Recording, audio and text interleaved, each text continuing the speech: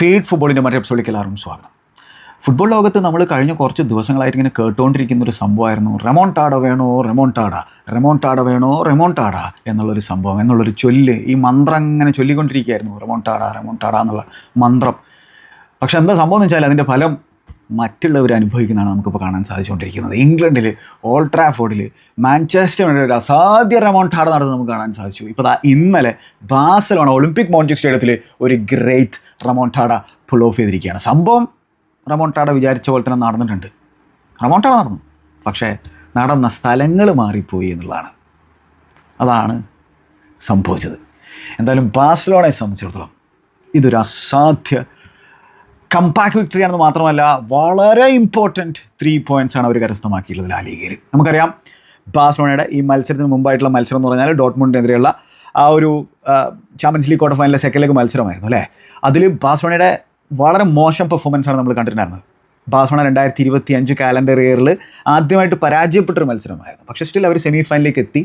Overall aggregate സ്കോറിൽ ഗെറാസിയുടെ ഹാട്രിക്കും കാര്യങ്ങളൊക്കെ നമുക്ക് ആ മത്സരത്തിൽ കാണാൻ സാധിച്ചിരുന്നു. ബാഴ്സലോണയുടെ പല പ്രശ്നങ്ങളും അതിൽ എക്സ്പോസ് ചെയ്യപ്പെടും നമ്മൾ കണ്ടു. ഫറ്റീഗ് ഒരു പ്രധാന പ്രശ്നമായിട്ട് നമ്മൾ കാണുന്നു. മാത്രമല്ല ചില ഇമ്പോർട്ടൻറ്റ് പ്ലേയേഴ്സിനൊക്കെ റെസ്റ്റ് ചെയ്യേണ്ട ഒരു സാഹചര്യമൊക്കെ ഉണ്ടായിരുന്നു. അപ്പോൾ അതൊക്കെ കൂടിയിട്ട് പിന്നെ ബാൽഡേക്ക് പറ്റിയിട്ടുള്ള ഇഞ്ചുറിയും അങ്ങനെ കുറേ സംഭവങ്ങൾ ആ മത്സരത്തിൽ കണ്ടിട്ടുണ്ടായിരുന്നു. അങ്ങനെ ആ മത്സരത്തിന് ശേഷം നടന്നിട്ടുള്ള ഈ സെൽത്താ വിഗോക്കെതിരെയുള്ള ലാ ലീഗയിലെ മത്സരം അഗെയിൻ ഇമ്പോർട്ടൻറ്റ് മത്സരമാണ്. കാരണം വെച്ചാൽ ബാഴ്സലോണയെ സംബന്ധിച്ചോളം ട്രബിളാണ് ലക്ഷ്യം. അത് നേടുമോ ഇല്ലയോ എന്ന് നമുക്കറിയില്ല. പക്ഷേ ഇപ്പോൾ സത്യം പറഞ്ഞാൽ ഒരു ടൈറ്റിലും അവർ നേടിയിട്ടില്ല. ഒരു സൂപ്പർ കോപ്പ കിരീടം അവർ സ്വന്തമാക്കിയിട്ടുണ്ടെന്നല്ലാതെ ബാക്കി കിരീടങ്ങളൊന്നും നേടി എന്ന് പറയാനുള്ള ഒരു അവസ്ഥയിലേക്ക് എത്തിയിട്ടില്ല. കോപ്പ ഡെൽ റേയുടെ ഫൈനലിൽ എത്തിയിട്ടുണ്ട്, ചാമ്പ്യൻസ് ലീഗിൻ്റെ സെമിയിൽ എത്തിയിട്ടുണ്ട്. കടുകട്ടിയായിരിക്കും സെമി എന്ന് നമുക്ക് എല്ലാവർക്കും അറിയുന്നതാണ്. അതേപോലെ തന്നെ ലാ ലീഗ ടൈറ്റിൽ റേസ് ഇപ്പോഴും തീർന്നിട്ടില്ല. ഇന്നലെ ഒരു ഘട്ടത്തിൽ ആ ടൈറ്റിൽ റേസ് വല്ലാത്ത രീതിയിലുള്ള ഒരു ടെൻഷൻ ബാഴ്സലോണ ആരാധകർക്ക് കൊടുക്കുന്ന രീതിയിലേക്ക് എത്തിപ്പെട്ടനെ. അത്തരത്തിലൊരു സിറ്റുവേഷനൊക്കെ ഉണ്ടായിരുന്നു ഇന്നലത്തെ മത്സരത്തിൽ. അപ്പോൾ എന്തായാലും എവറി 3 days ഫുട്ബോൾ കളിച്ചുകൊണ്ടിരിക്കുകയാണ്. ബാഴ്സലോണയുടെ സ്ക്വാഡ് സ്ട്രെങ്ത് എന്നൊക്കെ പറഞ്ഞാൽ അത്ര ഭീകരമായിട്ടുള്ള സ്ക്വാഡ് സ്ട്രെങ്ത് ഒന്നുമില്ല. ചില ഏരിയകളിലൊക്കെ ശരിക്കും അവർക്ക് പ്രശ്നങ്ങളുണ്ട് നമുക്ക് എല്ലാവർക്കും പറയുന്നത്. അതുകൊണ്ട് അതിനെക്കുറിച്ച് ഇനി വീണ്ടും എടുത്ത് പറയാനൊന്നും എനിക്ക് താല്പര്യമൊന്നുമില്ല. അപ്പോൾ ഈ ഒരു അവസരത്തിൽ ചില ഹാർഡ് ഡിസിഷൻസ് ഫ്ലിക്കിന് എടുക്കേണ്ടതായിട്ടുണ്ട്. അങ്ങനെ എന്താണ്, ചില റൊട്ടേഷൻസ്, അനിവാര്യമായ റൊട്ടേഷൻസ് നടത്തണം. അങ്ങനെ ഈ മത്സരത്തിൽ ലമീൻ യമാലിനെ സ്റ്റാർട്ട് ചെയ്യിപ്പിച്ചില്ല. ലമീൻ യമാലിന് കുറച്ച് ബ്രീത്തിങ് സ്പേസ് കൊടുക്കേണ്ട ഒരു സാഹചര്യം ഉണ്ടായിരുന്നു. അദ്ദേഹത്തെ സ്റ്റാർട്ട് ചെയ്യിപ്പിച്ചിട്ടില്ല.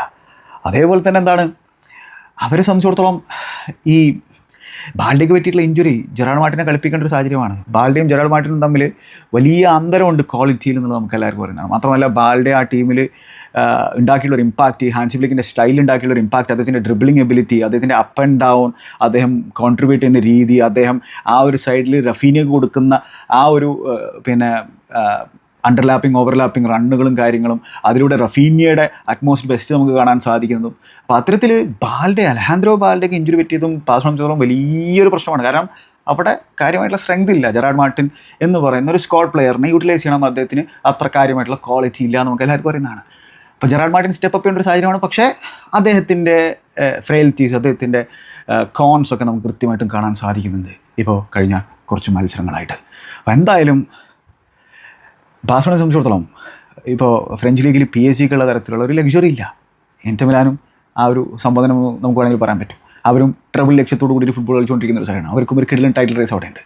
ഇതേപോലെ തന്നെ വേണമെങ്കിൽ റയൽ മാഡ്രിഡിൻ്റെ കാര്യം നമുക്ക് പറയാം. അപ്പോൾ ചാമ്പ്യൻസ് ലീഗ് അവർ പുറത്തായി, പക്ഷേ അവർക്ക് ആ ടൈറ്റിൽ റേസിൽ പൂർണ്ണമായിട്ടും ഇനി കോൺസെൻട്രേഷൻ കൊടുക്കാൻ പറ്റും. അതേപോലെ തന്നെ അവർക്ക് ആ ഒരു കപ്പ് ഫൈനൽ കൂടി കളിക്കേണ്ടതായിട്ടുണ്ട് ബദ്ധവരികൾക്കെതിരെ. അപ്പോൾ എല്ലാം നഷ്ടപ്പെടണമെന്നില്ല റയലിനെ സംബന്ധിച്ചിടത്തോളം. ഇനിയും ടൈറ്റിൽ തിരിച്ചു പിടിക്കാനുള്ള അവസരം അവരുടെ മുമ്പിലുണ്ട്. കാരണം ബാഴ്സലോണ ഇനിയുള്ള എല്ലാ മത്സരങ്ങളും ജയിക്കാനുള്ള സാധ്യതയില്ല. പക്ഷേ റയൽ മാഡ്രിഡിനെ സംബന്ധിച്ചോളം അവർക്കും കാര്യങ്ങൾ കടികിട്ടി തന്നെയാണ്. ഇന്ന് രാത്രി അവർ കളിക്കാൻ പോകുന്ന ക്ലബ് അത്ലറ്റിക്കിനെതിരാണ്. അപ്പോൾ അതുകൊണ്ട് അവർക്ക് ഇനി മാർജിൻ ഫോർ എറർ ഇല്ല. പക്ഷേ ചെറിയൊരു പ്രതീക്ഷ അവർക്ക് ഇന്നലെ കിട്ടിയിട്ടുണ്ടായിരുന്നു സെൽത്താ വിഗോക്കെതിരെ. അതായത് സെൽത്താ വിഗോ ബാഴ്സലോണയ്ക്കെതിരെ 3-1 ലീഡ് എടുത്തിട്ടുണ്ടായിരുന്നു. അത് വെറും 6 minutes മാത്രമേ ആ ലീഡ് 2 കൊണ്ട് ലീഡ് നിലനിന്നുള്ളൂ എന്നുള്ളത് ഒരു എടുത്തു പറയേണ്ട സംഭവമാണ്. അത് ബാഴ്സലോണയുടെ മെൻറ്റാലിറ്റിയാണ് അവിടെ കാഴ്ചവെച്ചിരുന്നത്. പക്ഷേ 3-1 ആയിട്ടുണ്ടായിരുന്നു. 62 minutes കഴിയുമ്പോൾ 3-1 എന്നുള്ള ലീഡ് സെൽത്താ വിഗോക്ക് നേടിയെടുക്കാൻ സാധിച്ചിരുന്നു. അപ്പോൾ ബാഴ്സലോണ ആരാധകരുടെ മനസ്സിലൂടെ കടന്നു പോയിട്ടുണ്ടാവും എന്താണ്, ഈ സെൽത്താ വിഗോ, പ്രത്യേകിച്ച് ഇപ്പോൾ ആസ്പാസൊക്കെ പണ്ട് ഇത്തരത്തിൽ ഒരുപാട് അവസരങ്ങളിൽ ബാഴ്സലോണയ്ക്ക് പണി കൊടുത്തിട്ടുള്ളൊരു ക്ലബ്ബാണ്. വീണ്ടും പണി തരാനാണോടാ ഭ്രാന്തന്മാരെ നിങ്ങൾ ഇറങ്ങി തിരിച്ചിരിക്കുന്നു എന്നുള്ള തരത്തിലൊരു തോന്നലുകൾ ബാഴ്സലോണ ആരാധകരുടെ മനസ്സിലൂടെ ആ ഒരു അവസരത്തിലൊക്കെ കടന്നു പോയിട്ടുണ്ടാവും. പക്ഷേ ഈ ഹാൻസി ഫ്ലിക്കിൻ്റെ ടീം ഡിഫറെൻ്റാണ്. ഡിഫറെൻറ്റ് ഗ്രേവിയാണ്. ഒരുപാട് പ്രശ്നങ്ങൾ ഈ മത്സരത്തിലുണ്ട്. ഈ മത്സരത്തിലും അവരുടെ ഒരുപാട് പ്രശ്നങ്ങളെ നമുക്ക് ചൂണ്ടിക്കാണിക്കേണ്ടതായിട്ടുണ്ട്. അതൊക്കെ നമ്മൾ ചെയ്യും. പക്ഷേ മെൻറ്റാലിറ്റി അതൊരു രക്ഷയില്ല എന്നുള്ളതാണ്. ഈ ഫ്ലിക്കിൻ്റെ ടീമിൻ്റെ മെൻറ്റാലിറ്റി അത് ടോപ്പ് ക്ലാസ്സാണ്. മെൻറ്റാലിറ്റി മോൺസ്റ്റേഴ്സ് തന്നെയാണ്. മെൻറ്റാലിറ്റി കൊണ്ട് തന്നെയാണ് അവർ ഈ മത്സരം വിജയിച്ചു കയറ്റുള്ളത്. അതേപോലെ തന്നെ ബെഞ്ചിൽ നിന്ന് വന്നിട്ടുള്ള പ്ലെയേഴ്സിൻ്റെ ക്വാളിറ്റി അത് കാര്യമായിട്ട് തന്നെ ഡിഫറൻസ് മേക്ക് ചെയ്തിട്ടുണ്ട് ഈ മത്സരത്തിൽ. കാരണം ഓൾമോസ്റ്റ് സ്റ്റാർട്ട് ചെയ്യിപ്പിക്കാൻ പറ്റുന്ന തരത്തിലായിരുന്നില്ല അദ്ദേഹത്തിൻ്റെ ഇഞ്ചുറിയും തിരിച്ചു വന്നിട്ടുള്ള ഒരവസ്ഥയാണ്. ലമീൻ യമാലിന് കുറച്ച് റെസ്റ്റ് കൊടുക്കാൻ വേണ്ടിയിട്ടാണ് അദ്ദേഹത്തെ ബെഞ്ചിലിരുത്തിയിരുന്നത്. അപ്പോൾ ഈ ലമീൻ യമാലും ഓൾമോയും ഗ്രൗണ്ടിലേക്ക് വന്നപ്പോൾ ശരിക്കും വ്യത്യാസം നമുക്ക് കാണാൻ പറ്റുകയാണ്, ശരിക്കുള്ള വ്യത്യാസം. അപ്പോൾ അവർ വന്നിട്ട് ഒരു ഇമ്പാക്റ്റ് ഉണ്ടാക്കിയിട്ടുണ്ട്. ഒപ്പം ബാഴ്സലോണയുടെ മെൻറ്റാലിറ്റി, റഫീനിയയുടെയൊക്കെ മെൻറ്റാലിറ്റി, റഫീനിയ ആ ഒരു ക്യാപ്റ്റൻസ് പെർഫോമൻസ് എന്നൊക്കെ പറയാൻ പറ്റുന്ന തരത്തിൽ, അതായത് ഹാൻസി ഫ്ലിക്ക് ഒരു വിശ്വസ്തൻ എന്നുള്ള രീതിയിൽ കണക്കാക്കുന്ന തരത്തിലൊരു ചങ്ങയാണ് ഇപ്പോൾ റഫീനിയ. ആളുടെ മെൻറ്റാലിറ്റി വേറെ ലെവലാണ്. 51 ഗോൾ കോൺട്രിബ്യൂഷൻസ് ഈ സീസണിൽ ഇപ്പോൾ അദ്ദേഹം നടത്തിയിട്ടുണ്ട്. ബാഴ്സലോണ കുപ്പായത്തിൽ 60 ഗോൾ കോൺട്രിബ്യൂഷൻസ് ക്ലബ് ആൻഡ് കൺട്രിക്ക് വേണ്ടി ഈ സീസണിൽ നടത്തിയിരിക്കുകയാണ്. അസാധ്യ നമ്പേഴ്സാണത്, മാജിക്കൽ നമ്പേഴ്സാണത്. 2019-20 സീസണിന് ശേഷം ബാഴ്സലോണയ്ക്ക് വേണ്ടിയിട്ട് ഒരു സീസണിൽ ഒരാളും ഇത്രയധികം ഗോൾ കോൺട്രിബ്യൂഷൻ നടത്തിയില്ല, അല്ലെങ്കിൽ 50+ ഗോൾ കോൺട്രിബ്യൂഷൻ നടത്തിയിട്ടില്ല. ലിയോണൽ മെസ്സിയാണ് അന്ന് നടത്തിയിട്ടുണ്ടായിരുന്നത്. ആ രീതിയിലുള്ള നമ്പേഴ്സാണ്. 51 ഗോൾ കോൺട്രിബ്യൂഷൻ എന്നൊക്കെ പറഞ്ഞു കഴിഞ്ഞാൽ അത് ചെറിയ നമ്പേഴ്സ് അല്ല എന്നുള്ളതാണ് നമ്മൾ ആദ്യം മനസ്സിലാക്കുന്നത്. മാത്രമല്ല പല ക്ലച്ച് മൊമെൻറ്റുകളിലും ഈ സീസണിൽ റഫീനിയ സ്റ്റെപ്പ് ചെയ്യാൻ നമുക്ക് കാണാൻ സാധിച്ചു, അല്ലേ? അപ്പോൾ അതാണ് പറയുന്നത്, വിശ്വസ്തനാണ്, ഹാൻസി ഫ്ലിക്കിൻ്റെ വിശ്വസ്തനാണ്. ഇടയ്ക്ക് വെച്ചിട്ട് അതിൻ്റെ ഫോമിൽ ചെറിയ മങ്ങൽ സംഭവിച്ചിട്ടുണ്ടായിരുന്നു ആ ഇൻ്റർനാഷണൽ ബ്രേക്കിലേക്ക് പോയിട്ടുള്ള അവസരത്തിൽ. പക്ഷേ ഇപ്പോൾ പൂർവാധികം ശക്തിയോടുകൂടി അദ്ദേഹത്തിൻ്റെ മെൻറ്റാലിറ്റി കാഴ്ചവെച്ചുകൊണ്ടിരിക്കുകയാണ്, ആ ക്ലച്ച്നെസ് കാഴ്ചവെച്ചുകൊണ്ടിരിക്കുകയാണ്. അത് ബാഴ്സലോണയ്ക്ക് അത്യാവശ്യമാണ്. ഈ ബിസിനസ് എൻഡ് ഓഫ് ദ സീസണിൽ നമ്മൾ ആ ഒരു എന്താ പറയുക, അവസാന ലൈന് കടക്കാനുള്ള തീവ്രമായിട്ടുള്ള ശ്രമം നടത്തിക്കൊണ്ടിരിക്കുകയാണ്. കിതച്ചിട്ടുണ്ട് എല്ലാവരും കിതച്ചിട്ടുണ്ട്. കാരണം അത്തരത്തിലുള്ള മത്സരങ്ങളാണ് ഇങ്ങനെ കളിച്ചുകൊണ്ടിരിക്കുന്നത് എവരി 3 days. അപ്പോൾ ഫറ്റീഗ് വന്നിട്ടുണ്ട്. അപ്പോൾ അവരെ ഡ്രാഗ് ചെയ്യണമല്ലോ ആരെങ്കിലുമൊക്കെ. റഫീനിയ ഡ്രാഗ് ചെയ്യുന്നുണ്ട്. അപ്പം ഈ ഫ്ലിക്ക് ഇൻസ്റ്റിൽ ചെയ്തിട്ടുള്ള മെൻറ്റാലിറ്റി അത് വേറെ തന്നെയാണ്. അപ്പോൾ അത് ഇവിടെ നമ്മൾ ടാക്ടിക്സിനെ കുറിച്ചും അല്ലെങ്കിൽ ഇന്നത് ചെയ്തു അത് ചെയ്തു കോച്ച് എന്നുള്ളത് പറയുന്നതിനേക്കാൾ ഇമ്പോർട്ടൻ്റ് ആയിട്ട് പറയേണ്ടതായിട്ടുള്ളത് ആ ബിലീഫ് ടീമിൽ ഇൻസ്റ്റിൽ ചെയ്തിട്ടുള്ള സംഭവമാണ്. അതാണ് ഏറ്റവും വ്യത്യസ്തമായിട്ടുള്ളൊരു കാര്യം. ഈ സീസണിൽ എത്ര റെമോൺട്ടാഡുകൾ ബാഴ്സലോണ നടത്തിയിട്ടുണ്ട്. ബെൻഫീക്കയ്ക്കെതിരെ അസാധ്യ റെമോൺട്ടാഡ് നടത്തി നമ്മൾ കണ്ടു. അതേപോലെ തന്നെ അത്ലറ്റിക്കോ മാഡ്രിഡിനെതിരെ അതൊരു വല്ലാത്ത റെമോൺട്ടാഡാണ്. അത് ഭയങ്കര ഇമ്പോർട്ടൻ്റ് ആയിട്ടുള്ള റെമോൺട്ടാഡയല്ലേ. 2-0 പുറകിൽ പോയിട്ട് 4 ഗോളുകളാണ് അവസാനത്തെ 20-25 മിനിറ്റിൽ ബാഴ്സലോണ അടിച്ചിട്ടുണ്ടായിരുന്നത്. അതേപോലെ തന്നെ ഇപ്പോൾ ഇത് വളരെ ക്രൂഷ്യലായിട്ടുള്ള ആ ഒരു സാഹചര്യത്തിലാണ് ഈ ഒരു റെമോൺട്ടാഡ് അവർ പുൾ ഓഫ് ചെയ്തത്. 62 മിനിറ്റ് കഴിഞ്ഞപ്പോൾ 3-1 അത് 4-3 എന്നുള്ള നിലയിലേക്ക് മാറ്റുക. എന്നിട്ടോ അവസാനത്തെ ഗോളടിച്ചത് അതൊരു പെനാൽറ്റിയാണ്. പെനാൽറ്റികൾ ക്രൂഷ്യൽ മൊമെൻറ്റുകളിൽ അടിക്കുക എന്ന് പറഞ്ഞാൽ വളരെ ബുദ്ധിമുട്ടുള്ള സംഭവമാണ്, അല്ലേ? അവിടെ സ്റ്റെപ്പ് ചെയ്തു റഫീനിയ. എന്നിട്ട് ആൾ വളരെ കോൺഫിഡൻസോട് കൂടിയിട്ട് അത് ഗോളാക്കി മാറ്റി. അങ്ങനെ 4-3 എന്നുള്ള സ്കോർ ലൈനിൽ വിജയിച്ച് കയറുകയാണ്. ഇവിടെ ഇനി ചില ടോക്കിംഗ് പോയിൻറ്റ്സുകളും കാര്യങ്ങളുണ്ട്. ആസ്പാസിനെതിരെ നടത്തിയിട്ടുള്ള ആ ഒരു സംഭവത്തിൽ റഫീനിയക്ക് റെഡ് കാർഡ് കിട്ടണമായിരുന്നോ എന്നുള്ള സംഭവം, അതേപോലെ തന്നെ ഡാനി ഓൾമോയുടെ അത് പെനാൽറ്റി ആയിരുന്നോ എന്നുള്ളതൊക്കെ നമുക്ക് ചർച്ച ചെയ്യാം. പക്ഷെ അതോടൊപ്പം ഈ മെൻറ്റാലിറ്റി മോൺസ്റ്റേഴ്സിന് കയ്യടി കൊടുത്തുകൊണ്ട് തന്നെ പരിപാടി നമുക്ക് തുടങ്ങേണ്ടതായിട്ടുണ്ട്. നല്ല പെർഫോമൻസ് ആയിരുന്നോ? അല്ല. പ്രശ്നങ്ങളുള്ള പെർഫോമൻസ് ആയിരുന്നോ? അതെ. ഡിഫൻസിൽ പ്രശ്നങ്ങളുണ്ടായിരുന്നോ? യെസ്. അതായത് ഡോട്ട്മുണ്ടിനെതിരെ ഓവറോൾ പെർഫോമൻസ് മോശമായിരുന്നെങ്കിൽ ഇവിടെ പ്രത്യേകിച്ച് ഡിഫൻസിലുള്ള പ്രശ്നങ്ങൾ നമ്മൾ കാണുന്നു. അതേപോലെ തന്നെ ആ കൗണ്ടർ പ്രസ്സിങ്ങിലുള്ള പ്രശ്നങ്ങൾ നമ്മൾ കാണുന്നു. അങ്ങനത്തെ പ്രശ്നങ്ങൾ, ക്രിയേറ്റിവിറ്റിയിലുള്ള പ്രശ്നങ്ങൾ നമ്മൾ കണ്ടിട്ടുണ്ടായിരുന്നു. അങ്ങനത്തെ പ്രശ്നങ്ങളുണ്ട്. പക്ഷേ ഈ ഒരു സമയം എത്തിക്കഴിഞ്ഞാൽ പിന്നെ ഏറ്റവും ഇമ്പോർട്ടൻ്റ് ആയിട്ടുള്ള സംഭവം എന്താ? ജയിക്കുക, പോയിൻറ്റ്സ് കരസ്ഥമാക്കുക, അങ്ങനെ മുമ്പോട്ട് പോകുക എന്നുള്ളതാണ്. ഇനിയും 6 മത്സരങ്ങൾ ബാഴ്സലോണയ്ക്ക് ബാക്കിയുണ്ട് ലീഗിൽ. 6 ഇമ്പോർട്ടൻ്റ് മത്സരങ്ങളാണ്. മിഡ് വീക്കിൽ ചൊവ്വാഴ്ച രാത്രിയല്ലേ മയോർക്കെതിരെ കളിക്കാൻ പോകുന്നത്. അഗെയിൻ അത് മയോർക്കെതിരെ ഒളിമ്പിക് മോൺട്രിയലാണെങ്കിൽ പോലും എളുപ്പമായിരിക്കില്ല, എളുപ്പമല്ല. അപ്പോൾ അവിടെയും അഗെയിൻ ഹാൻസി ഫ്ലിക്കിൻ്റെ മുമ്പിൽ ആരെ റെസ്റ്റ് ചെയ്യണം, ആരെ റൊട്ടേറ്റ് ചെയ്യണം എന്നുള്ള വലിയൊരു ചോദ്യം മനസ്സിലുണ്ടായിരിക്കും. വലിയൊരു ഡിലമ അദ്ദേഹത്തിൻ്റെ മനസ്സിലൂടെ കടന്നു പോയിക്കൊണ്ടിരിക്കും. പിന്നെന്താണ് അത് കഴിഞ്ഞാലുള്ളതോ? ക്ലാസിക്കോ ഫൈനലാണ്, കോപ്പ ഡെൽ റേ ഫൈനൽ. അപ്പോൾ ആ കോപ്പ ഡെൽ റേ ഫൈനലും ഇമ്പോർട്ടൻ്റ് ആണ്. മയോർക്കെതിരെയുള്ള മത്സരം ഇമ്പോർട്ടൻ്റ് ആണ്. അത് കഴിഞ്ഞിട്ടുള്ള ഇന്റർ മിലാനെതിരെയുള്ള മത്സരം ഇമ്പോർട്ടൻ്റ് ആണ്. അതാണ് പറഞ്ഞു തന്നത്. ആദ്യം മനസ്സിലാക്കേണ്ടതുള്ള സംഭവം ഒരു ട്രബിൾ അടിക്കുക എന്നൊക്കെ പറഞ്ഞു കഴിഞ്ഞാൽ വളരെ ബുദ്ധിമുട്ടുള്ളൊരു സംഭവമാണേ. പ്രത്യേകിച്ച് അത്ര ഡെപ്ത് ഇല്ലാത്ത സ്ക്വാഡിനെ വെച്ചിട്ട് ട്രിബിളൊക്കെ അടിക്കുക എന്ന് പറഞ്ഞാൽ വളരെ വളരെ ബുദ്ധിമുട്ടുള്ള സംഭവമാണ്. അപ്പോൾ ഇവിടെ ബാഴ്സലോണയ്ക്ക് അത് അടിക്കാൻ സാധിക്കുമല്ലോ എന്നുള്ളത് നമുക്ക് അറിയുന്നൊരു സംഭവമല്ല. പക്ഷേ അവർക്ക് അത്ര വലിയ സ്ക്വാഡ് സ്ട്രെങ്ത് ഇല്ല എന്നുള്ളതും ചില ഏരിയകളിലൊക്കെ മേജർ വീക്ക്നെസ്സുകൾ ഉണ്ട് എന്നുള്ളതും നമുക്കറിയുന്നൊരു സംഭവമാണല്ലോ അല്ലേ. അപ്പോൾ അതുകൊണ്ട് അവർ ഈ ഈ ട്രബിൾ ചർച്ചകൾ ഈ ഒരു സമയത്ത്, ഈ സീസണിൻ്റെ ഈ ഒരു സമയത്ത് നടക്കുന്നത് തന്നെ വലിയൊരു കാര്യമായിട്ടാണ് ഞാൻ മനസ്സിലാക്കുന്നത്. അത് പൂർണ്ണ ക്രെഡിറ്റും ഹാൻസി ഫ്ലിക്കിന് തന്നെയാണ് കൊടുക്കേണ്ടതായിട്ടുള്ളത്. പക്ഷേ ഒന്നും അടിച്ചു കഴിഞ്ഞിട്ടില്ല എന്നുള്ളതാണ് നമ്മൾ മനസ്സിലാക്കേണ്ടതായിട്ടുള്ള സംഭവം. അപ്പോൾ ഇവിടെ ഹാൻസി ഫ്ലിക്കിൻ്റെ തലയിലൂടെ കുറേ കാര്യങ്ങൾ ഇങ്ങനെ പോയിക്കൊണ്ടിരിക്കുകയാണ്. കുറേ കാര്യങ്ങൾ ഇപ്പോൾ അത് ലെവൻഡോസ്കിക്ക് ഇഞ്ചുറി പറ്റിയിരിക്കുകയാണ്. എത്ര വലിയൊരു ബ്ലോ ആണ് അതെന്നുള്ളത് ആലോചിച്ചിട്ടുണ്ടോ? Lewandowski experienced ക്യാമ്പയിനറാണ്. ശരിയാണ്, ഈ സീസണിൽ കുറേ ചാൻസുകൾ അദ്ദേഹം മിസ് ചെയ്തതിനെക്കുറിച്ചൊക്കെ നമ്മൾ സംസാരിച്ചു. പക്ഷേ അദ്ദേഹം വഹിക്കുന്ന ഒരു ഇമ്പോർട്ടൻസ് ഉണ്ട് ഈ സൈഡിൽ, അത് വലുതാണ്. ടാർഗറ്റ് മാൻ എന്ന രീതിയിൽ പോലും അദ്ദേഹം ചില മത്സരങ്ങളിൽ ഇൻഫ്ലുവൻഷ്യൽ ആയിട്ടുണ്ട്. അദ്ദേഹത്തിൻ്റെ ഹോൾഡ് പ്ലേ വളരെ ഇമ്പോർട്ടൻ്റ് ആണ്. മാത്രമല്ല ടഫ് ഡിഫൻഡർമാർക്കെതിരെ അദ്ദേഹത്തെ പോലുള്ളൊരു സ്ട്രൈക്കർ ആ ഡിഫൻഡർമാരെ ഒക്യുപ്പൈ ചെയ്യുന്നത് ബാക്കിയുള്ളവർക്ക് ഗുണം ചെയ്തിട്ടുണ്ട്. അപ്പോൾ ഓവറോൾ അദ്ദേഹത്തിൻ്റെ ഇമ്പാക്റ്റ് വളരെ വലുതാണ് ഈ സീസണിലുള്ളത്. ശരിയാണ്, ആ പഴയ അജിലിറ്റിയും കാര്യങ്ങളൊന്നും ലെവൻഡോസ്കിക്ക് ഇല്ല. പക്ഷേ സ്റ്റിൽ എത്ര ഗോളുകൾ അടിച്ചു കൂട്ടിയിട്ടുണ്ട്. ബാഴ്സലോണയുടെ ടോപ്പ് സ്കോറാണ് നമുക്ക് എല്ലാവർക്കും അറിയുന്നല്ലേ. അപ്പോൾ ഒരു ഹ്യൂജ് മിസ്സാണത് ബാഴ്സലോണയെ സംബന്ധിച്ചോളം. Huge miss. 3 ആഴ്ചയെങ്കിലും പുറത്തിരിക്കും. അപ്പോൾ എന്താണ്, ക്ലാസിക്കോൻ്റെ ഫൈനലില്ല, അതേപോലെ തന്നെ പിന്നെ ഇന്റർനെതിരെ ഉണ്ടായിരിക്കില്ല. ഹ്യൂജ് മിസ്സല്ലേ. ഇവിടെ ടൈറ്റിൽ റേസ് കഴിഞ്ഞിട്ടില്ല. ശരിയാണ്, ഇപ്പോൾ ബാഴ്സലോണയ്ക്ക് 7 പോയിൻറ്റ്സിൻ്റെ ഡിഫറൻസ് ഉണ്ട് റയൽ മാഡ്രിഡുമായിട്ട്. റയൽ മാഡ്രിഡ് ക്ലബ് അത്ലറ്റിക്കിനെതിരെ സാന്റിയാഗോ ബെർണബേയിൽ ജയിച്ചാൽ അത് 4 വീണ്ടും ചുരുങ്ങും. പക്ഷേ ഇനി ബാഴ്സലോണയ്ക്ക് ക്ലബ് അത്ലറ്റിക്കിനെതിരെ മത്സരമുണ്ട്, അതേപോലെ തന്നെ എസ്പാന്യോളിനെതിരെയുള്ള മത്സരമുണ്ട്. അത് ഒരു ഡാർബിയാണ് നമുക്കറിയുന്നതാണ്. അതേപോലെ തന്നെ ക്ലാസിക്കോ ഉണ്ട്. അപ്പോൾ ഇതൊന്നും തീർന്നിട്ടില്ല. റയലിനെ സംബന്ധിച്ചിടത്തോളം എന്തായാലും ജയിക്കണം, എന്നാൽ മാത്രമേ പ്രഷർ ബാഴ്സലോണയുടെ മേലേക്ക് വീണ്ടും ഇടാൻ സാധിക്കുകയുള്ളൂ. അപ്പോൾ കണ്ടറിയാം എന്ത് സംഭവിക്കുന്നത്. ഇനി ഈ മത്സരത്തെ കാര്യങ്ങളിലേക്ക് വന്നു കഴിഞ്ഞാൽ സെൽത്താ വിഗോയ്ക്ക് വേണ്ടിയിട്ട് ബോറിയ ഇഗ്ലേസിയാസ് ഈ സീസണിൽ ഇന്നലത്തെ മത്സരത്തിന് മുമ്പായിട്ട് ആകെ 5 ഗോളുകളെ അടിച്ചിട്ടുണ്ടായിരുന്നുള്ളൂ ലാ ലീഗയിൽ. ചെങ്ങായി ഇന്നലെ ഹാട്രിക് അടിച്ചിരിക്കുകയാണ് ബാഴ്സലോണയ്ക്കെതിരെ. ബാഴ്സലോണയുടെ ആ ഹൈ റിസ്കി ആയിട്ടുള്ള ആ ഒരു ഹൈലിനെതിരെ ഹാട്രിക് അടിച്ചിരിക്കുകയാണ്. ഇപ്പോൾ പുള്ളിയുടെ ആ ഒരു ഗോൾ ടാലി 8 ഉയർത്താൻ അദ്ദേഹത്തിന് സാധിച്ചിരിക്കുകയാണ്. പക്ഷേ ആ ഹാട്രിക്ക് മതിയായിരുന്നില്ല സെൽത്താ വിഗോയ്ക്ക് ഒരു പോയിൻ്റെങ്കിലും അവിടെ നിന്ന് കരസ്ഥമാക്കാനായിട്ട്. ഇനി ഈ മത്സരത്തിൽ ബാഴ്സലോണയുടെ പ്രധാനപ്പെട്ട പ്രശ്നങ്ങൾ, ഒന്ന് ഞാൻ പറഞ്ഞു, ഡിഫൻസിൽ പ്രശ്നങ്ങളുണ്ടായിരുന്നു.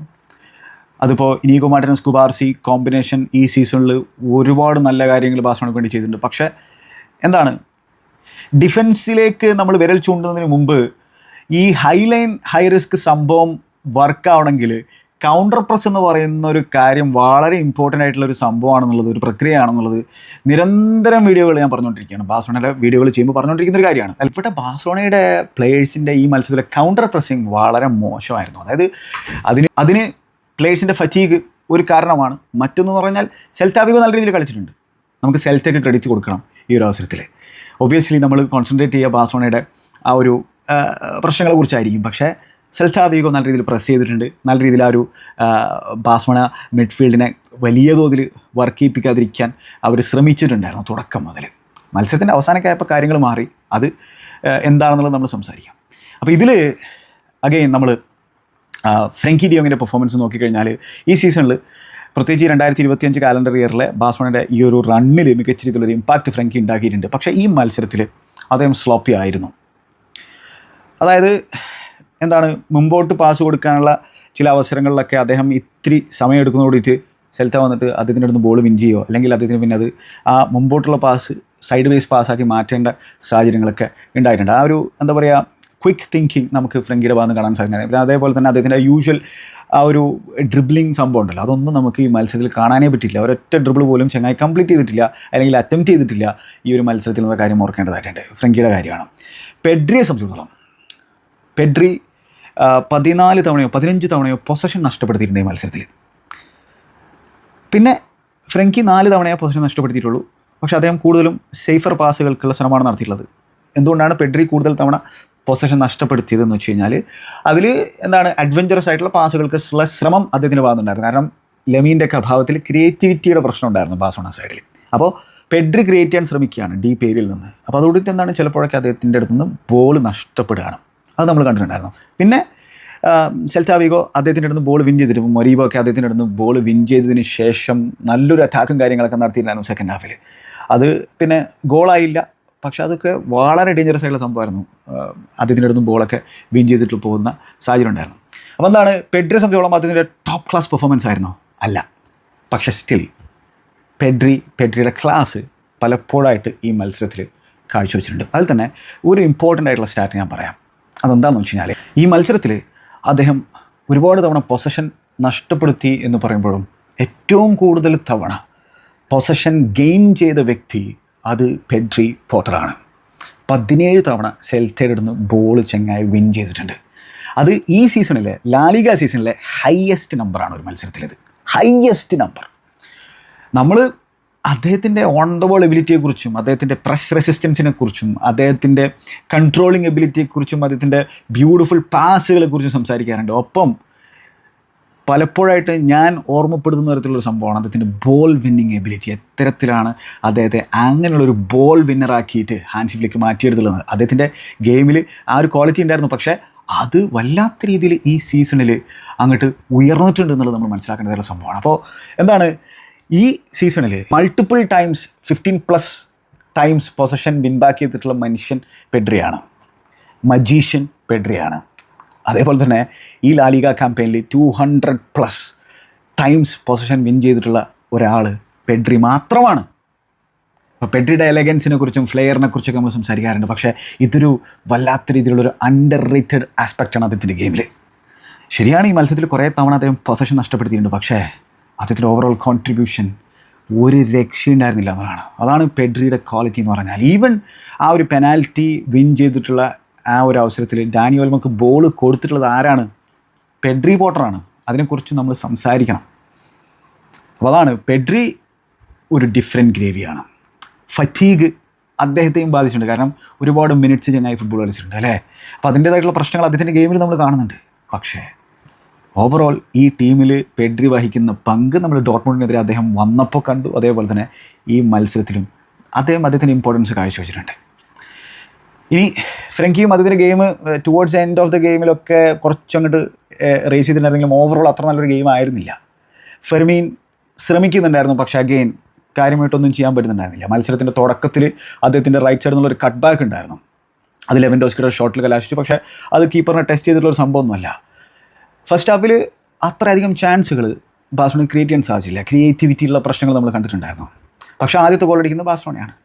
ഫെറാൻ ടോറസാണ് ലെഫ്റ്റ് സൈഡിൽ സ്റ്റാർട്ട് ചെയ്തിട്ടുണ്ടായിരുന്നത്. ജെറാഡ് മാർട്ടിനും ഫെറാൻ ടോറസുമാണ് ആ ഫ്ലാങ്കിലുണ്ടായിരുന്നത്. ഈ ഫ്ലാങ്കിലോ റൈറ്റ് ഫ്ലാങ്കിൽ റഫീനിയാണ് ലമീൻ യമാലിൻ്റെ പൊസിഷനിൽ കളിച്ചിട്ടുണ്ടായിരുന്നത്, റൈറ്റ് സൈഡ് റൈറ്റ് വിങ്ങിൽ. പിന്നെ കൂണ്ടെ. അപ്പോൾ ഈ കൂണ്ടെ ലമീനുമായിട്ട് കളിക്കുമ്പോഴുള്ള ഒരു സിങ്ക് നമ്മൾ കൂണ്ടെ റഫീനിയുമായിട്ട് കളിക്കുമ്പോൾ നമുക്ക് കാണാൻ സാധിക്കുന്നില്ല. കാരണം ലമീനും റഫീനിയും ഡിഫറെൻറ്റ് ടൈപ്പ് ഓഫ് പ്ലെയേഴ്സാണ് നമുക്കറിയുന്നതാണ്. റഫീനിയ 1-2 മൊമെൻറ്റ്സിൽ എന്തൊക്കെയോ കാണിക്കാൻ ശ്രമിച്ചിട്ടുണ്ടായിരുന്നു, ചില ട്രിക്കുകളൊക്കെ പുൾ ഓഫ് ചെയ്യാൻ ശ്രമിച്ചിട്ടുണ്ടായിരുന്നു ഫസ്റ്റ് ഹാഫിൽ. പക്ഷേ കാര്യമായിട്ട് അദ്ദേഹത്തിനും അങ്ങോട്ട് കോൺട്രിബ്യൂട്ട് ചെയ്യാൻ സാധിച്ചിട്ടുണ്ടായിരുന്നില്ല ഈ മത്സരത്തിൻ്റെ തുടക്കത്തിൽ എന്നുള്ള കാര്യം ഓർക്കണം. പിന്നെ ഗോളടിക്കുന്നത് ഫെറാൻ ടോറസാണ്. അതെങ്ങനെയാണ് വരുന്നത് വെച്ച് കഴിഞ്ഞാൽ, അതിൽ ഈ പെഡ്രിയുടെ അടുത്തേക്ക് ആ ഹാഫിൻ്റെ അടുത്ത് ബോൾ എത്തിയപ്പോൾ അതിന് മുമ്പോട്ടുള്ള കൃത്യമായിട്ടുള്ള പാസ് കിട്ടുന്നില്ല. കാരണം വെച്ചാൽ ഈ സെൽത്ത വിഗോയെ സംബന്ധിച്ചോളം അവർ ഈ മത്സരത്തിൽ നമ്മൾ ആദ്യം ചില സ്റ്റാറ്റ്സുകൾ പറഞ്ഞു പോകാം. അവർ ഈ മത്സരത്തിൽ ആകെ ഉണ്ടായിരുന്നത് 28% പൊസിഷനാണ്. ആ 28% പൊസിഷൻ വെച്ചുകൊണ്ട് അവർ എക്സ്പെക്റ്റഡ് ഗോൾസ് 2.13 ആയിരുന്നു. അവർ 3 ഗോളും അടിച്ചു. അവർ 8 ഷോട്ടുകൾ ടാർഗറ്റിൽ അടിച്ചിട്ടുണ്ട്, 11 ഷോട്ടുകൾ മൊത്തം അടിച്ചു. അതിൽ 5 ബിഗ് ചാൻസ് അവർ ക്രിയേറ്റ് ചെയ്തു. 5 ബിഗ് ചാൻസ്, അതിൽ 3 മാത്രമേ അവർക്ക് അടിക്കാൻ സാധിച്ചിട്ടുള്ളൂ. പക്ഷേ 5 ബിഗ് ചാൻസ് ക്രിയേറ്റ് ചെയ്തിട്ടുണ്ട്. 3 ബിഗ് ചാൻസ് അവർ മിസ് ചെയ്തു. ബാഴ്സലോണ ആണെങ്കിൽ 72% പൊസിഷൻ ഉണ്ടായിരുന്നു. 2.86 ആണ് അവരുടെ XG. 4 ഗോളുകൾ അടിച്ചു. 18 ഷോട്ടുകൾ ടാർഗറ്റിലേക്ക് അടിക്കുന്നു. 18 ഷോട്ടുകൾ അടിക്കുന്നതിൽ 6 ടാർഗറ്റിലേക്ക് അടിക്കുന്നു. 4 ബിഗ് ചാൻസ് ആണ് ക്രിയേറ്റ് ചെയ്തിട്ടുള്ളത്. ഇനി സെക്കൻഡ് ഹാഫിലെ സംഭവം നോക്കി കഴിഞ്ഞാൽ ബാഴ്സലോണയുടെ കൂടുതൽ അറ്റംപ്റ്റുകൾ വന്ന് സെക്കൻഡ് ഹാഫിലാണ്. 10 അറ്റംപ്റ്റുകൾ, അതിൽ 4 ഒരു ടാർഗറ്റിലേക്ക് അടിക്കുന്നു. അപ്പോൾ ഇങ്ങനെ വളരെ കുറച്ച് പൊസിഷനെ സെൽറ്റയ്ക്ക് ഉണ്ടായിരുന്നുള്ളൂ. സെൽറ്റയെ സംബന്ധിച്ചോളം അവർ ഓൺ ദ ബോൾ ഒരു 4-1-4-1 ഷേപ്പിലേക്ക് നീങ്ങും. ഡിഫെൻഡ് ചെയ്യുമ്പോൾ അതൊരു 5 at the ബാക്കും കാര്യങ്ങളൊക്കെ ആകുന്ന നമുക്ക് കാണാൻ സാധിച്ചിരുന്നത്. അപ്പോൾ അലോൺസോ ഒക്കെ ഉണ്ടായിരുന്നു ആ ഒരു ഹാർട്ട് ഓഫ് ദി ഡിഫൻസിൽ. നല്ല രീതിയിൽ അദ്ദേഹം തുടക്കത്തിലൊക്കെ കളിച്ചിട്ടുണ്ടായിരുന്നു കേട്ടോ. അവരുടെ ആ ഒരു ഗോളിലും അദ്ദേഹത്തിൻ്റെ പങ്കൊക്കെ നമുക്ക് കാണാൻ സാധിക്കുന്നുണ്ടായിരുന്നു. ആൾ ഫോമർ ബാഴ്സലോണ പ്ലെയറാണ്, അതേപോലെ തന്നെ ഫോമർ ചെൽസി പ്ലെയറാണ്. അപ്പോൾ എന്തായാലും അലോൺസോ നന്നായിട്ടൊക്കെ കളിച്ചിട്ടുണ്ട്. അലോൺസോ ഉണ്ടായിരുന്നു. അപ്പോൾ ഈ കരേര അദ്ദേഹത്തിൻ്റെ ബോൾ ക്യാരിങ് എബിലിറ്റി ആ ഡിഫൻസിൽ നിന്ന് ഫുൾ ബാക്ക് ഏരിയയിൽ നിന്നൊക്കെ നമുക്ക് കാണാൻ സാധിക്കുന്നുണ്ടായിരുന്നു. പിന്നെ ഡുറാൻ റൈറ്റ് വിങ്ങിൽ അദ്ദേഹത്തിൻ്റെ പേസ് ഈ മത്സരത്തിൽ നമ്മൾ കണ്ടു. സ്വെഡ്ബർഗ് ലെഫ്റ്റ് വിങ്ങിൽ അദ്ദേഹത്തിൻ്റെ പേസ് നമ്മൾ കണ്ടിട്ടുണ്ടായിരുന്നു. ആ ഒരു മിഡ്ഫീൽഡ് ഏരിയയിൽ ഇപ്പോൾ മൊറീബ ആണെങ്കിലും അതേപോലെ തന്നെ ലൊസാഡെ ആണെങ്കിലും ബെൽട്രൻ ആണെങ്കിലും അവർ മിഡ്ഫീൽഡ് ഏരിയയിൽ നല്ല രീതിയിൽ കമ്പൈൻ ചെയ്ത് കളിക്കാൻ ശ്രമിക്കുന്നുണ്ടായിരുന്നു. ഇപ്പോൾ കൗണ്ടർ അറ്റാക്ക് ചെയ്യുമ്പോൾ വളരെ ക്വിക്കായിട്ട് കളിക്കണ്ടേ, ആ ക്വിക്നെസ് വേണം. ഇപ്പോൾ പെട്ടെന്ന് ബോൾ മൂവ് ചെയ്ത് കഴിഞ്ഞാൽ മാത്രമേ പരിപാടി നടക്കുള്ളൂ. അങ്ങനെ ഇഗ്ലസിയാസിനെ സംബന്ധിച്ചോളം, ബോറിയ ഇഗ്ലസിയാസിനെ സംബന്ധിച്ചിടത്തോളം അദ്ദേഹത്തിന് ഹാട്രിക് അടിക്കാനുള്ള അവസരം കിട്ടി. അതിൽ ബാഴ്സലോണയുടെ മിസ്റ്റേക്കുകളുണ്ട്, അത് വേറെ കാര്യം. അപ്പോൾ അങ്ങനെ ഈ ഫെറാൻ ടോറസ് ലീഡ് നേടിക്കൊടുക്കും. ആ ഗോൾ എങ്ങനെയാണ് വരുന്നതെന്ന് വെച്ച് കഴിഞ്ഞാൽ Inigo Martinez line breaking pass Ferran ടോറസിന് കൊടുക്കുന്നു. ബിറ്റ്വീൻ ദ ലൈൻസ് അദ്ദേഹം ബോൾ റിസീവ് ചെയ്തതിനു ശേഷം നല്ലൊരു ടേൺ എടുക്കുന്നു. പക്ഷേ അലൻസോക്ക് ഫെറാൻ ടോറസിനെ പിടിച്ചാൽ കിട്ടുന്നില്ല, പിടിക്കാനുള്ള ശ്രമം നടത്തിയിരുന്നു. പക്ഷേ കട്ടിൻ സൈഡ് ചെയ്തിട്ട് അദ്ദേഹം വരുന്നു, ആ ബോക്സിൻ്റെ പുറത്തെത്തിയതിനു ശേഷം നല്ലൊരു ഷോട്ട് അൺലീഷ് ചെയ്യുന്നു. ബ്യൂട്ടിഫുൾ ഫിനിഷാണ് നമുക്ക് അവിടെ ഫെറാൻ്റെ ഭാഗത്ത് നിന്ന് കാണാൻ സാധിച്ചത്. ആ രീതിയിൽ 1-2 അറ്റംപ്റ്റുകൾ അദ്ദേഹം നടത്തിയിട്ടുണ്ടായിരുന്നു. ഇനി എന്തായാലും ലെവൻഡോസ്കിയുടെ അഭാവത്തിൽ അദ്ദേഹത്തിന് ആ ഒരു സ്ട്രൈക്കർ റോള് സ്റ്റെപ്പപ്പ് ചെയ്യേണ്ട ഒരു സാഹചര്യമാണ് വന്നു ചേർന്നിട്ടുള്ളത്.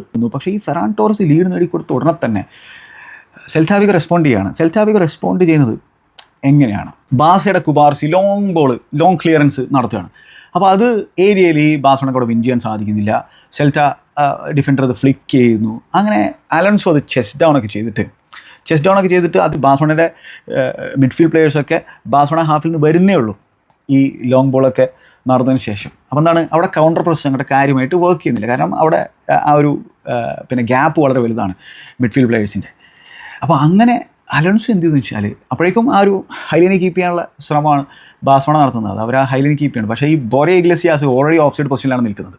അപ്പോൾ ഇവിടെ അലൻസോ അത് ചെസ്റ്റ് ഡൗൺ ചെയ്തിട്ട് എന്ത് ചെയ്യുന്നു വെച്ചാൽ ആളൊരു ട്രിവേല സാധനം ആ റൈറ്റ് സൈഡിലേക്ക് കൊടുക്കുകയാണ്, റൈറ്റ് വിങ്ങിലേക്ക് കൊടുക്കുകയാണ്. അപ്പോൾ ഡുരാനിലേക്കാണ് എത്തിയിട്ടുണ്ടായിരുന്നത്. അപ്പോൾ ഇവിടെ ഈ ഡുരാൻ പിന്നെ അവിടെ നിന്ന് കൃത്യമായിട്ടും അവരൊരു ക്രോസ് കൊടുക്കുകയാണ് റൈറ്റ് സൈഡിൽ നിന്ന്. ഇഗ്ലസിയാസ് അവിടെ ഓൺ സൈഡാക്കി നിൽക്കാനുള്ള ശ്രമമാണ് അദ്ദേഹത്തിന് പറഞ്ഞത്.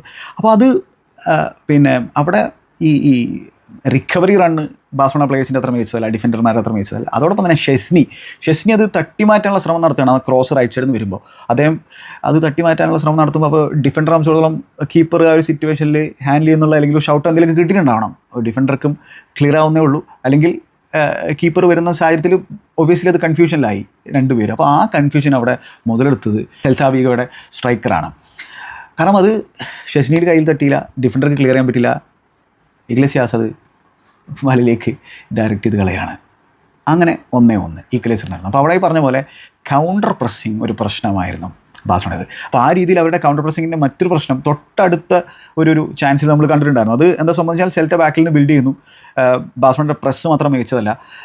സാധാരണഗതിയിൽ ഈ ലെവൻഡോസ്കി എന്താ ചെയ്യുകയെന്ന് വെച്ചാൽ ലെവൻഡോസ്കി ഈ ഒപ്പോസിഷൻ ടീമിൻ്റെ ആ ഒരു 6ലേക്കുള്ള പാസ് തടയാനുള്ള ശ്രമമൊക്കെ നടത്തും. ഇവിടെ അദ്ദേഹത്തിന് ആ ഒരു സംഭവം ചെയ്യാൻ സാധിക്കുന്നില്ല. അപ്പോൾ സെൽറ്റ എന്തെന്ന് വെച്ചാൽ സെൽറ്റ ആ ബോള് പിന്നെ ഹാഫിൻ്റെ അടുത്തേക്ക് പാസ് കൊടുക്കണം. അവിടെ റഫീനെ സംബന്ധിച്ചിടത്തോളം ആ ഒരു പാസ് കട്ട് ചെയ്യാനും സാധിച്ചില്ല.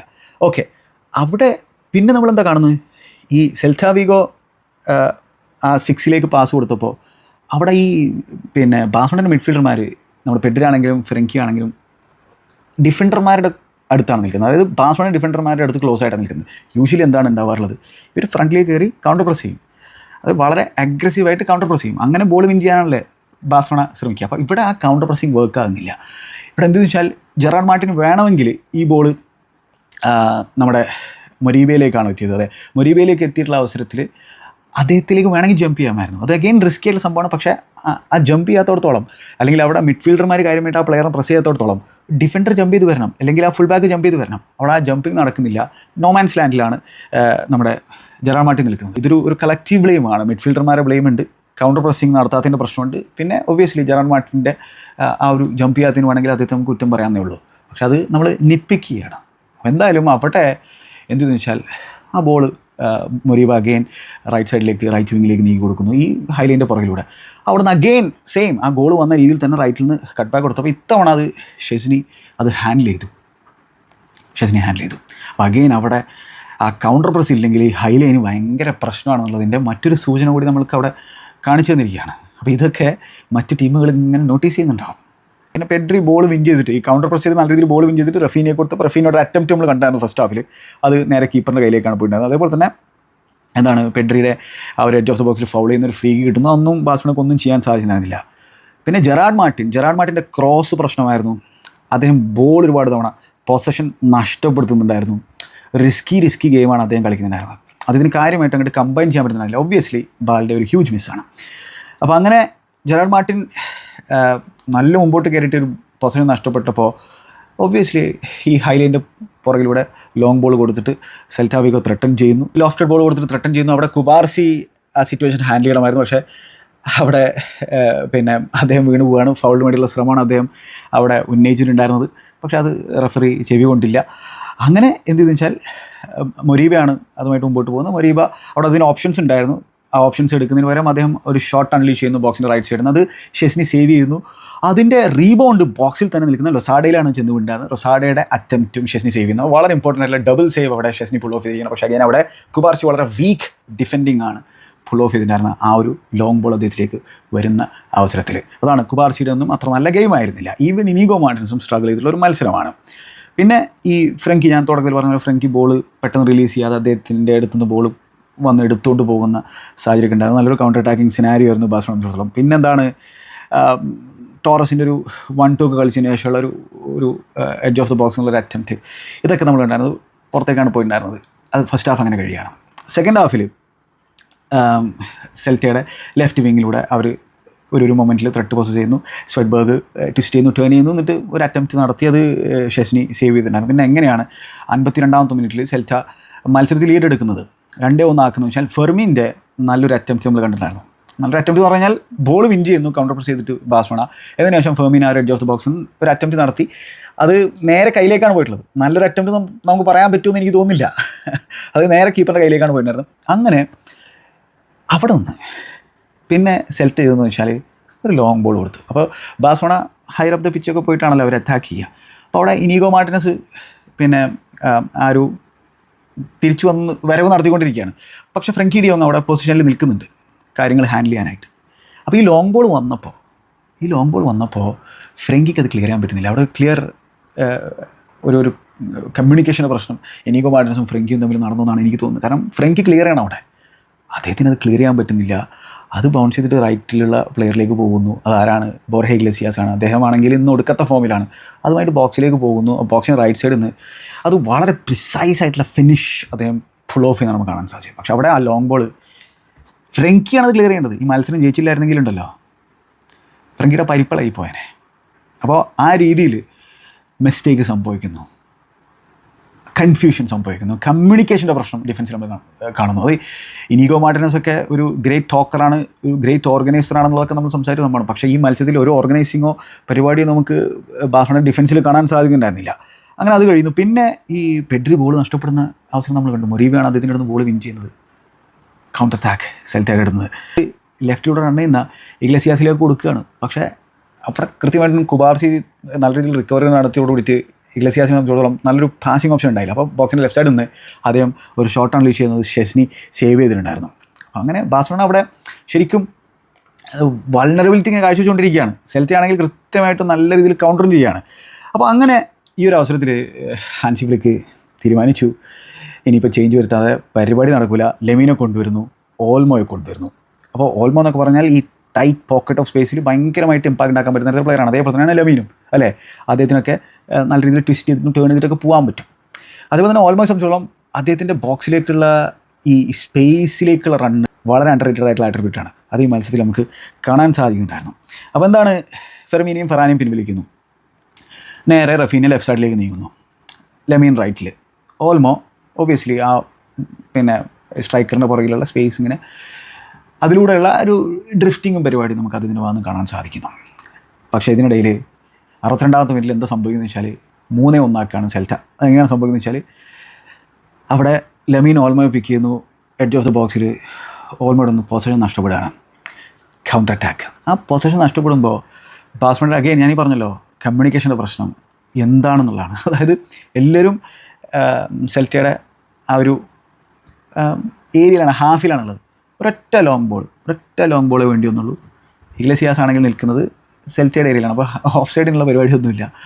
ആളതുമായിട്ട് അങ്ങോട്ട് പോവുകയാണ്. ആ ഒറ്റ ലോങ് ബോളിൽ ഈ കംപ്ലീറ്റ് ഡിഫൻസിനെ ബ്രീച്ച് ചെയ്യുന്നു. ആളിത് പോയിട്ട് നല്ല രീതിയിൽ ഫിനിഷ് ചെയ്യുന്നു, ഹാട്രിക്ക് പൂർത്തിയാക്കുന്നു, 3-1 62 മിനിറ്റ് ആയപ്പോൾ. പക്ഷേ അവിടെയാണ് ഹാൻസി ഫ്ലിക്ക് ശരിക്കും ഫ്രസ്ട്രേറ്റഡ് ആയിരുന്നു.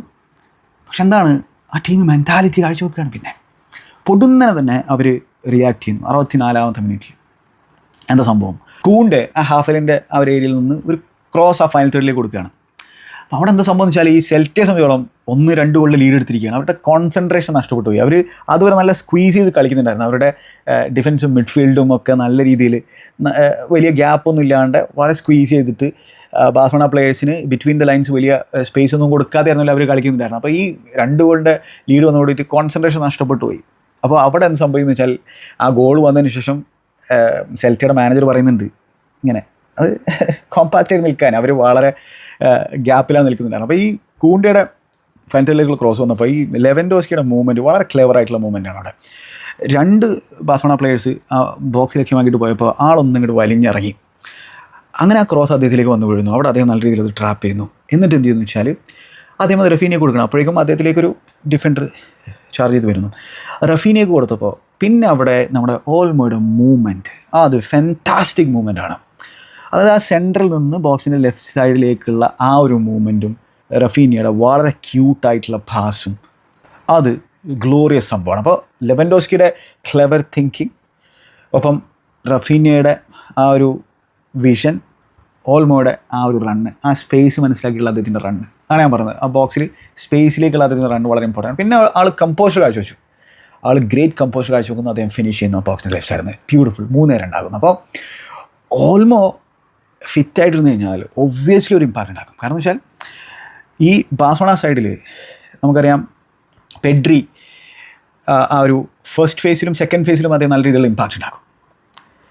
ലമീൻ യമാലിന് ഫൈനൽ തേർഡിൽ ആ ഒരു വൈഡ് ഏരിയയിൽ ഇമ്പാക്റ്റ് ഉണ്ടാക്കാൻ പറ്റും. റഫീനിയക്കും ആ രീതിയിൽ ഇമ്പാക്റ്റ് ലെഫ്റ്റ് സൈഡിലൊക്കെ ഉണ്ടാക്കാൻ പറ്റും. ഡാനി ഓൾമോ ആ സെൻട്രൽ ഏരിയയിൽ ബാഴ്സലോണയെ സംബന്ധിച്ചിടത്തോളം പോക്കറ്റ് ഓഫ് സ്പേസിൽ ഇമ്പാക്റ്റ് ഉണ്ടാക്കാൻ പറ്റുന്ന തരത്തിലുള്ള പ്ലെയറാണ്. വളരെ ക്രിയേറ്റീവ് ആയിട്ടുള്ള പ്ലെയറാണ് അല്ലേ. അവിടെ അദ്ദേഹത്തിൻ്റെ ആ ഒരു റണ്ണും അതിൻ്റെ ഫിനിഷും നമുക്ക് കാണാൻ സാധിക്കുന്നു. അവിടെ നിന്ന് അധികം വൈകാതെ തന്നെ 68ാമത്തെ മിനിറ്റിൽ ബാഴ്സലോണ ഈക്വലൈസർ നേടുകയാണ്. അതിൽ ലമീൻ യമാൽ വന്നതോടുകൂടിയിട്ട് ഈ സെൽറ്റ വിഗോയെ സംബന്ധിച്ചോളം അദ്ദേഹത്തിലേക്ക് പ്ലേയേഴ്സിനെ അട്രാക്ട് ചെയ്യിപ്പിക്കേണ്ട അവസരം വന്നു. അങ്ങനെ ഒരു പ്രശ്നം ഉണ്ടായിരുന്നില്ല ഫെറാൻ കളിക്കുമ്പോൾ. കാരണം ഫെറാനെ സംബന്ധിച്ചിടത്തോളം അദ്ദേഹം അത്ര വലിയ ട്രിക്കിയുള്ള പ്ലെയറല്ലോ, പേസ് യൂസ് ചെയ്യുന്ന തരത്തിലുള്ള പ്ലെയറല്ലേ, ഡ്രൈവ് യൂസ് ചെയ്യുന്ന തരത്തിലുള്ള പ്ലെയറല്ലേ. ഇവിടെ ലമീൻ റൈറ്റ് വിങ്ങിൽ പ്രശ്നങ്ങൾ ഉണ്ടാക്കുന്നു, റഫീന ലെഫ്റ്റ് വിങ്ങിൽ പ്രശ്നം ഉണ്ടാക്കുന്നു. അപ്പോൾ എന്താണ്, പിച്ച് സ്ട്രെച്ച് ചെയ്യപ്പെട്ടു. കാരണം എന്താണ്, ആ ഒരു സെൻട്രൽ ഏരിയ ഓപ്പൺ അപ്പ് ആകുന്ന അവസരം വരികയാണ്.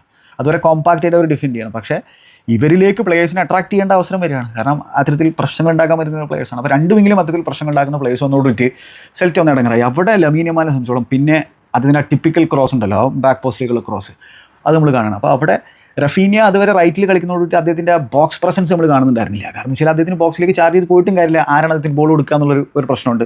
ഇവിടെ ലമീൻ വന്നതോടുകൂടിയിട്ട് ആ ടിപ്പിക്കൽ ലമീൻ റഫീനിയ കണക്ഷൻ നമ്മൾ കാണുകയാണ്. ലെവ ബോക്സിലുണ്ട്, റഫീനിയ ബോക്സിലുണ്ട്. ആളുടെ ആ ഒരു ഫാൻറ്റാസ്റ്റിക് ക്രോസ്, അതിൽ റഫീനയുടെ ഒരു ഹെഡറുണ്ട്, അതൊരു ഗ്ലോറിയസ് ഹെഡറാണ്. ആ ഒരു മിഡ് വേ അദ്ദേഹം എയറിൽ നിൽക്കുമ്പോൾ തന്നെ അദ്ദേഹം പൊസിഷൻ മാറ്റുന്ന രീതിയൊക്കെ, ആ ബോഡി പോസ്ചർ മാറ്റുന്ന രീതിയൊക്കെ, അതൊന്നും ഒരു രക്ഷയില്ലാത്ത സംഭവമാണ്. അതൊരു ഗ്ലോറിയസ് ഹെഡറാണ്. അതിനെക്കുറിച്ച് കൂടുതൽ സംസാരിക്കണം. അത്തരത്തിലുള്ളൊരു ഹെഡറാണ്. അങ്ങനെ 3-3 ബാഴ്സലോണ. പിന്നെ ഒബ്വിയസ്ലി സെൽറ്റ ആസ്പാസിനെ കൊണ്ടുവന്നിട്ടുണ്ടായിരുന്നു. അപ്പോൾ ആസ്പാസിനെ കണ്ടപ്പോൾ ബാഴ്സലോണ ആരാധകർക്ക് തോന്നുന്നുണ്ടാവും, പണ്ടടങ്ങാൻ ടീച്ചങ്ങായി വീണ്ടും വരികയാണ്, ഇനി ഇത് വീണ്ടും പണി തരുമോ എന്നുള്ള രീതിയിൽ. കാരണം അത്തരത്തിൽ പണികൾ തന്നിട്ടുള്ളൊരു മനുഷ്യനാണ്. അപ്പോൾ ഈ ഓൾമോയുടെ ക്ലെവർ റണ്ണുകൾ, ബിഹൈൻഡ് ദി ഡിഫൻസൊക്കെ പ്രശ്നങ്ങൾ സെൽറ്റയ്ക്ക് ഉണ്ടാക്കുന്നുണ്ടായിരുന്നു. ഇതിനിടയിൽ എന്താണ്, മറ്റൊരു ഗ്ലോറിയസ് ഓപ്പർച്യൂണിറ്റി സെൽറ്റയ്ക്ക് കിട്ടിയിട്ടുണ്ടായിരുന്നു, ഒരു കൗണ്ടർ. ആ കൗണ്ടറിൽ ഈ ഡുരാനെ സംബന്ധിച്ചിടത്തോളം, ഡുരാൻ പിന്നെ 1v1 സിറ്റുവേഷനിലേക്ക് പോകണം. അപ്പോൾ ഇനിഗോ മാർട്ടിനസ് അദ്ദേഹത്തെ ഹോൾഡ് ചെയ്യാൻ ശ്രമിക്കുന്നുണ്ട്. അത് കുറച്ചുകൂടെ ഒരു 2 സെക്കൻഡ് കൂടെ ഹോൾഡ് ചെയ്തിരുന്നെങ്കിൽ അത് പെനാൽറ്റി കൺസീഡ് ചെയ്യേണ്ട തരത്തിൽ, പെനാൽറ്റി അല്ല, റെഡ് കാർഡ് കൺസീഡ് ചെയ്യേണ്ട തരത്തിലൊരു സംഭവമായി പോയനെ. അവിടെ ഇനിഗോക്ക് എന്നിട്ടൊരു ടച്ച് എടുക്കാൻ സാധിച്ചു, ഡുരാൻ ടച്ച് എടുക്കുന്നതിന് മുമ്പ്. പക്ഷേ അവിടെ ഹോൾഡ് ചെയ്തത് ഒരു 2 സെക്കൻഡ് കൂടി ഹോൾഡ് ചെയ്തെങ്കിൽ പണി കിട്ടിയേനെ. അപ്പോൾ അവിടെ ബാഴ്സലോണയുടെ ഹൈലൈൻ അഗെയിൻ പ്രശ്നം വരികയാണ്. അവിടെ ബാഴ്സലോണ പൊസിഷൻ നഷ്ടപ്പെടുത്തിയിട്ടുണ്ടായിരുന്നു. ആ കൗണ്ടർ പ്രസ് വർക്ക് ചെയ്യാത്ത അവസ്ഥ നമ്മൾ കണ്ടിട്ടുണ്ടായിരുന്നു. പിന്നെ ലെവൻഡോസ്കിക്ക് ഇഞ്ചുറി പറ്റി. അതൊരു ബാഡ് സംഭവമാണ്. അങ്ങനെ ഗാവിയാണ് അദ്ദേഹത്തിന് പകരം കളിക്കാൻ വന്നിട്ടുണ്ടായിരുന്നത്. ഓൾമോ ആ ഒരു ഫോൾസ് നൈൻ റോൾ കളിക്കുന്ന രീതി നമ്മൾ കണ്ടിട്ടുണ്ടായിരുന്നു. പിന്നെ ഇങ്ങനെ പ്രോബിയാണ് ബാഴ്സലോണ, ആ ഒരു വിന്നിംഗ് ഗോളിന് വേണ്ടിയുള്ള പ്രോബ് നടന്നുകൊണ്ടിരിക്കുകയാണ്. ഇതിനിടയിലേ സെൽറ്റയ്ക്ക് ജയിക്കാനുള്ള ഗോൾഡൻ ഓപ്പർച്യൂണിറ്റി കിട്ടിയിരുന്നു 90 മിനിറ്റിന് മുമ്പ്. അത് ഡാനിയോൾമയുടെ മിസ്റ്റേക്ക് ഉണ്ട്. ഡാനിയോൾമയുടെ പൊസിഷൻ നഷ്ടപ്പെടുന്നു. അങ്ങനെ ആ ബോൾ അവർ ലെഫ്റ്റിലേക്ക് നീക്കുന്നു.